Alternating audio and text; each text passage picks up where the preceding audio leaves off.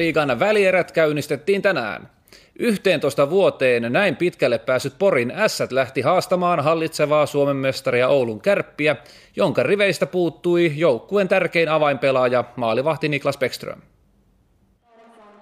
Ottelusarjan yksi olennaisimmista yksityiskohdista on maalivahtipeli. Pystyykö Kärppien Mika Pietilä nousemaan suurten pelien mieheksi Niklas Bäckströmin tilalle?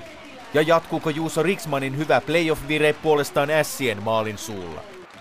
Huikean pudotuspelifiilikseen päässyt Ässät iskee Raksilassa runsaan 1,5 minuutin pelin jälkeen. Ässät hyödyntää ylivoimahyökkäyksensä tehokkaasti, Rob Haisi passaa ja Mike Ramsey iskee Ässien 1-0 johtomaalin. Kärppien pelistä puuttuu avauserässä riittävä liike ja aktiivisuus, mutta Ässien hyvä pelihuumori kantaa läpi erän. Patrick Forsbacka käyttää tilaisuutensa Pietilän suosiollisella avustuksella.